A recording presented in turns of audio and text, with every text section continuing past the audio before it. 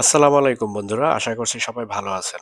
Iran America যুদ্ধের দামামা বেজে গিয়েছে, আর মধ্যপ্রাচ্যের পরিস্থিতি এখন তুঙ্গে। আপনি কি ভাবছেন আমেরিকা ইরান আক্রমণ শুধুমাত্র ইরানকে ধ্বংস করার জন্য? মোটেও না। আমেরিকার টার্গেট মূলত চীন। চীনকে কোণঠাসা করার জন্যই আমেরিকার ভেনেজুয়েলা দখল এবং এখন ইরান দখলের চেষ্টা, যাতে করে চীন কোনোভাবেই কম মূল্যে জ্বালানি তেল কিনতে না পারে এবং নিজেদের উন্নয়নমূলক কাজের গতি কমিয়ে দিতে বাধ্য হয়। কারণ আমেরিকা চায় না চীন একটি সুপার পাওয়ারে পরিণত হোক। কিন্তু মজার ব্যাপার হলো চীন অলরেডি সুপার পাওয়ারে পরিণত হয়েছে। এবার চলুন চলে যাই মূল প্রসঙ্গে। ট্রাম্প কখন ইরান আক্রমণ করবে?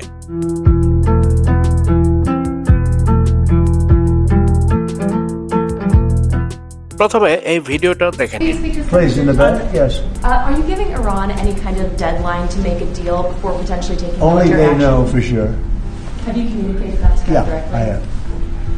আজ সকালে সাংবাদিকদের করা প্রশ্নের উত্তরে যুক্তরাষ্ট্রের প্রেসিডেন্ট ডোনাল্ড ট্রাম্প তিনি বলেছেন তিনি ইরানকে একটি সরাসরি ডিল বা চুক্তি করার জন্য সময়সীমা বেঁধে দিয়েছেন এবং সেই সময়সীমা যদি কোনো আলোচনা ছাড়াই শেষ হয় তাহলেই যুক্তরাষ্ট্র সম্ভাব্য সামরিক হামলার পথে এগোবে। ট্রাম্প এ দাবি করেন একটি প্রেস ব্রিফিং ও সংবাদদাতাদের সঙ্গে আলাপের মাধ্যমে, যেখানে তিনি ইরানের বিরুদ্ধে কঠোর অবস্থান নিয়েছেন এবং উন্মুক্তভাবে বলেছেন যে ইরানকে তাদের পারমাণবিক কর্মসূচি ও অন্যান্য বিষয়ে একটি সমঝোতায় আসতে হবে। তিনি আরও উল্লেখ করেন এই সময়সীমা শুধু ইরানই জানে, অর্থাৎ আমেরিকা তা প্রকাশ করে না, কিন্তু ইরানের নেতারা জানে কখন এই আলোচনা শেষ হবে আর ইরান আক্রমণ শুরু করবে আমেরিকা। ট্রাম্প আরও উল্লেখ করেছেন যে যুক্তরাষ্ট্র ইরান সাগর পথের দিকে একটি বড় নৌবহর পাঠিয়েছে, যাকে তিনি আর্মাডা বা বিশাল সামরিক বহর বলে অভিহিত করেছেন। এমন একটি বাহিনী যা পারমাণবিক আলোচনা না হলে প্রয়োজনের সময় ব্যবহার করা হতে পারে। অর্থাৎ পরোক্ষভাবে তিনি সরাসরি ইরানে আক্রমণের কথা বলেছেন। ট্রাম্প আরও বলেন তিনি আশা করেন ইরান আলোচনায় বসবে, নতুবা পরিস্থিতি খারাপ হতে পারে। ট্রাম্প এই নৌবহরের আকার ও প্রস্তুতি সম্পর্কে তুলে ধরেছেন যে এটি অতীতে ভেনেজুয়েলার মোকাবিলায় পাঠানো বাহিনীর থেকেও অনেক বড়। ইরান সরকারিভাবে বলেছে যে তারা যুদ্ধের জন্য প্রস্তুত এবং আলোচনা করতেও রাজি, তবে আলোচনা হতে হবে সমানে সমান ভিত্তিতে, কোনো বাধ্যবাধকতা নিয়ে নয়। ইরানের পররাষ্ট্রমন্ত্রী আব্বাস আরাকচি গতকাল ইস্তাম্বুলে বলেছেন যে তারা যুক্তরাষ্ট্রের সঙ্গে টেবিলে বসতে প্রস্তুত, তবে আলোচনার ধরন, সময় ও বিষয় নিয়ে স্পষ্ট পরিকল্পনা থাকা দরকার।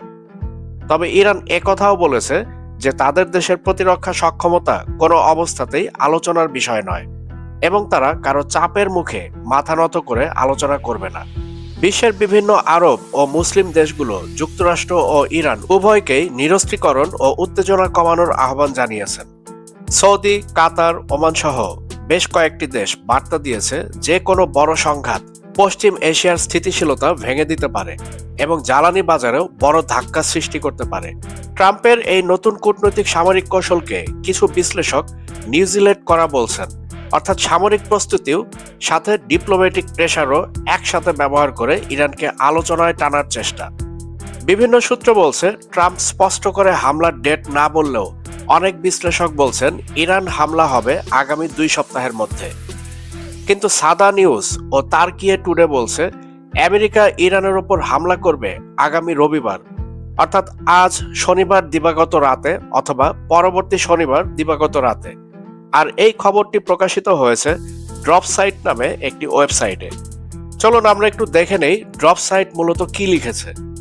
মার্কিন সামরিক বাহিনীর শীর্ষ পর্যায়ের কর্মকর্তারা মধ্যপ্রাচ্যে যুক্তরাষ্ট্রের একটি গুরুত্বপূর্ণ মিত্র দেশের নেতৃত্বকে জানিয়েছে যে প্রেসিডেন্ট ডোনাল্ড ট্রাম্প এই সপ্তাহান্তেই ইরানের বিরুদ্ধে যুক্তরাষ্ট্রের সামরিক হামলার অনুমোদন দিতে পারে, অর্থাৎ বাংলাদেশ সময় আজ শনিবার আর রবিবারেই এই আক্রমণটা হতে পারে। ড্রপ সাইট নিউজকে একাধিক সূত্র এই তথ্য নিশ্চিত করেছে। মিত্র দেশটিকে জানানো হয়েছে যুক্তরাষ্ট্র যদি এগিয়ে যাওয়ার সিদ্ধান্ত নেয় তাহলে রবিবার থেকেই হামলা শুরু হতে পারে। এটা পারমাণবিক কর্মসূচি বা ক্ষেপণাস্ত্র কর্মসূচির বিষয় নয়, এটা আসলে শাসন ব্যবস্থা পরিবর্তন বা রেজিম চেঞ্জের বিষয়। আর এমন মন্তব্য করেছেন যুক্তরাষ্ট্রের একজন সাবেক শীর্ষ গোয়েন্দা কর্মকর্তা। অর্থাৎ ইরানে বর্তমানে চলমান যে সংকট এবং বর্তমানে চলমান যে রায়ট বা বিদ্রোহ, এই সব কিছুর মূল হচ্ছে ইরানের রেজিম চেঞ্জ করা, অর্থাৎ আয়াতুল্লাহ খামেনি সরকারের পতন করা। যুক্তরাষ্ট্রের এই সাবেক শীর্ষ গোয়েন্দা কর্মকর্তা বর্তমানে আরব সরকারগুলোর পরামর্শক হিসেবে কাজ করেন এবং মধ্যপ্রাচ্য বিষয়ক নীতিতে ট্রাম্প প্রশাসনের একজন অনানুষ্ঠানিক উপদেষ্টা। তিনি ড্রপ সাইটকে বলেন, যুক্তরাষ্ট্রের যুদ্ধ পরিকল্পনাকারীরা ইরানের পারমাণবিক স্থাপনা, ব্যালিস্টিক ক্ষেপণাস্ত্র ঘাঁটি ও অন্যান্য সামরিক লক্ষ্যবস্তুর উপর হামলার পরিকল্পনা করছে। একই সঙ্গে তারা ইরানি সরকারের শিরচ্ছেদ ঘটাতে চায়, বিশেষ করে ইসলামিক রেভলিউশনারি গার্ড কর্পস বা আইআরজিসি এর নেতৃত্ব ও সক্ষমতাকে ধ্বংস করার লক্ষ্য রয়েছে। আইআরজিসি হচ্ছে ইরানের সশস্ত্র বাহিনীর একটি শাখা, যা 1979 সালের বিপ্লবের পর গঠিত হয়। বর্তমানে এই বাহিনীর নেতৃত্ব দেশটির রাজনীতি ও অর্থনীতিতে গুরুত্বপূর্ণ ভূমিকা পালন করে। সূত্রমতে ট্রাম্প প্রশাসনের ভেতরের ধারণা হলো, ইরানের শীর্ষ নেতৃত্বের উপর সফল হামলার পর ইরানি জনগণ আবার রাস্তায় নামবে, ব্যাপক বিক্ষোভ শুরু হবে এবং এর ফলে সরকার উৎখাত হতে বাধ্য। সাবেক ওই গোয়েন্দা কর্মকর্তা আরও বলেন, ইসরায়েলের প্রধানমন্ত্রী বেনিয়ামিন নেতানিয়াহু হামলার জন্য আশাবাদী এবং তিনি ট্রাম্পকে আশ্বস্ত করেছেন যে ইসরায়েল পশ্চিমা বিশ্বের সঙ্গে বন্ধুত্বপূর্ণ একটি নতুন সরকার গঠনে সহায়তা করতে পারবে। ড্রপ সাইটকে আরও 2 জন জ্যেষ্ঠ আরব গোয়েন্দা কর্মকর্তা জানিয়েছেন তারা এমন তথ্য পেয়েছেন যে মার্কিন হামলা অতি শীঘ্রই হতে পারে। এই পরিস্থিতিতে মধ্যপ্রাচ্যের দেশগুলো শেষ মুহূর্তে যুক্তরাষ্ট্র ও ইরানের মধ্যে যুদ্ধ ঠেকাতে মরিয়া কূটনৈতিক প্রচেষ্টায় নেমেছে, যার দরুন সৌদি আরবের কূটনৈতিক দল বর্তমানে আমেরিকার ওয়াশিংটন ডিসিতে অবস্থান করছে। শুক্রবার ইরানের পররাষ্ট্রমন্ত্রী আব্বাস আরাকচি তুরস্কের নেতাদের সাথে সাক্ষাৎ করেন, সম্ভাব্য কূটনৈতিক সমাধান এগিয়ে নিতে চান। আঞ্চলিক দেশগুলো গোপন যোগাযোগের মাধ্যমে আলোচনা শুরুর একটি কাঠামো দাঁড় করানোর চেষ্টা করছে। এর মধ্যে ইরান, যুক্তরাষ্ট্র ও তুরস্কের নেতাদের নিয়ে একটি ত্রিপক্ষীয় বৈঠকের প্রস্তাবও রয়েছে, যার উদ্দেশ্য সম্ভাব্য হামলা ঠেকানো। সৌদি আরব মঙ্গলবার জানিয়েছে, ইরানের বিরুদ্ধে সম্ভাব্য কোনো মার্কিন হামলার জন্য তারা তাদের আকাশসীমা ব্যবহার করতে দেবে না। সৌদি যুবরাজ মোহাম্মদ বিন সালমান ও ইরানের প্রেসিডেন্ট মাসুদ পেজেশকিয়ান ইতিমধ্যে ফোন আলাপের মাধ্যমে এই সিদ্ধান্তে পৌঁছান। এ তথ্য সৌদি রাষ্ট্রীয় সংবাদ সংস্থা এসপিএ প্রকাশ করেছে। সংযুক্ত আরব আমিরাত সোমবার জানিয়েছে, তারা ইরানের বিরুদ্ধে কোনো সামরিক অভিযানে তাদের আকাশসীমা বা জলসীমা ব্যবহার করতে দেবে না।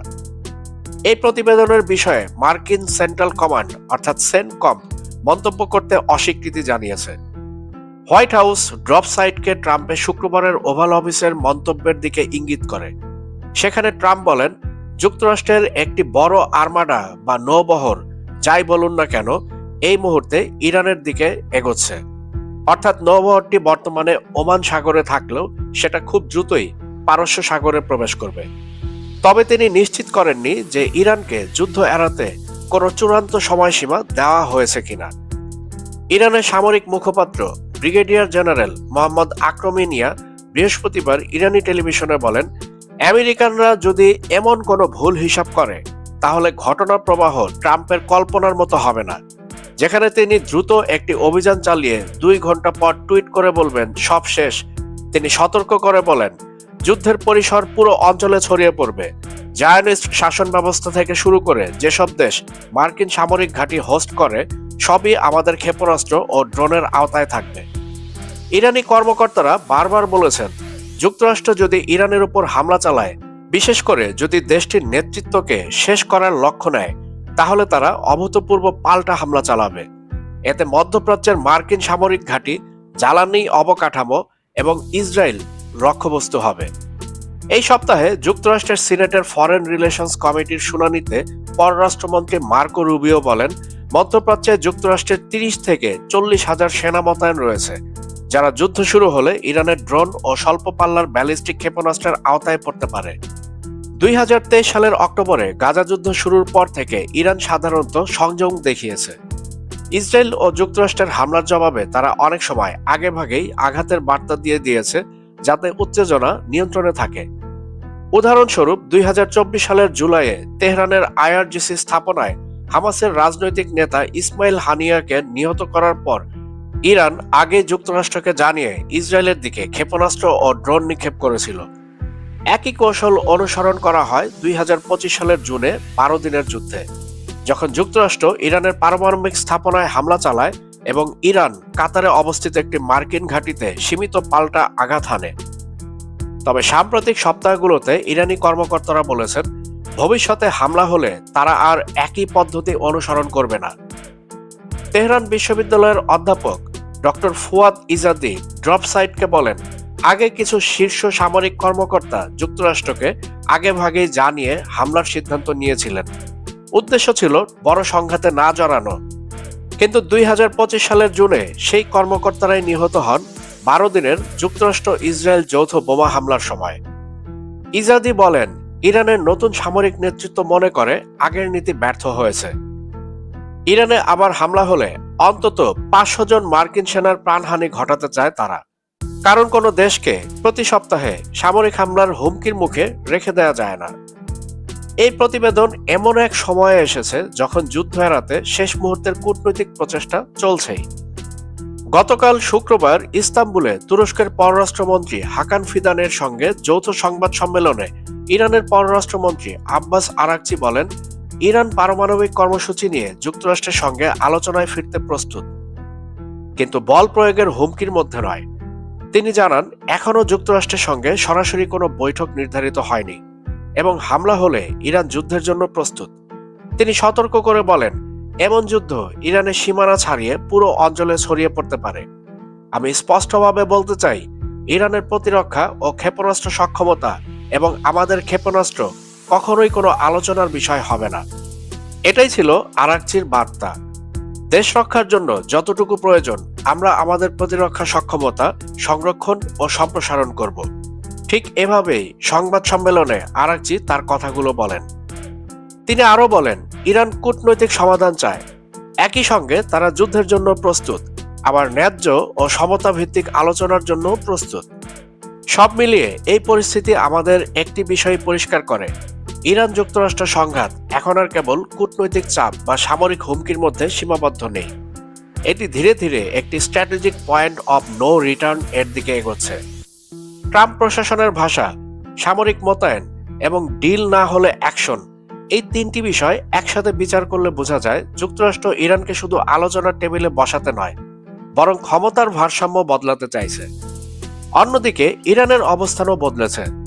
অতীতে সীমিত ও নিয়ন্ত্রিত পাল্টা আঘাতের যে নীতি তারা অনুসরণ করত, সাম্প্রতিক বক্তব্য ও প্রস্তুতি ইঙ্গিত দিচ্ছে ভবিষ্যৎ সংঘাতে তারা আর সেই সংযম দেখাতে নাও পারে, অর্থাৎ অল আউট অ্যাকশনে এবার ইরান লড়বে। এই মুহূর্তে সবচেয়ে গুরুত্বপূর্ণ প্রশ্ন তাই হামলা হবে কিনা এটা নয়। প্রশ্ন হলো, এই সংঘাত নিয়ন্ত্রিত থাকবে নাকি এটি ধাপে ধাপে একটি আঞ্চলিক যুদ্ধ এবং পরোক্ষভাবে একটি বৈশ্বিক তৃতীয় যুদ্ধের সংঘর্ষে রূপ নেবে। মধ্যপ্রাচ্যের দেশগুলোর কূটনৈতিক তৎপরতা দেখাচ্ছে সব পক্ষই বুঝতে পারছে একটি বড় যুদ্ধ শুধু ইরান বা যুক্তরাষ্ট্রকে নয়, পুরো জ্বালানি বাজার, নিরাপত্তা কাঠামো এবং বিশ্ব অর্থনীতিকে অস্থিতিশীল করে তুলবে। সুতরাং আমরা এখন দাঁড়িয়ে আছি এমন এক মুহূর্তে যেখানে একটি সিদ্ধান্ত ইতিহাসে প্রবেশ করতে পারে, হয় একটি নতুন যুদ্ধের সূচনা হিসেবে অথবা শেষ মুহূর্তে যুদ্ধ এড়িয়ে যাওয়ার উদাহরণ হিসেবে। পরবর্তী কয়েকটি দিন নির্ধারণ করবে এই সংকট কূটনীতিতে শেষ হবে নাকি গোলাবারুদের শব্দেই ইতিহাস লেখা হবে। বন্ধুগণ, আমাদের ভিডিও যদি ভালো লাগে অবশ্যই লাইক ও শেয়ার করবেন, আর আমাদের চ্যানেলটি সাবস্ক্রাইব করে all bell icon notification on করে আমাদের সাথেই থাকবেন, যাতে করে পরবর্তী আপডেটগুলো আপনি সবার আগে পেতে পারেন। ভিডিও আজকে আর দীর্ঘায়িত করছি না। আমি আপনাদের সবার সুস্বাস্থ্য কামনা করছি। সবাই ভালো থাকবেন, সুস্থ থাকবেন, বাংলাদেশকে ভালোবাসবেন।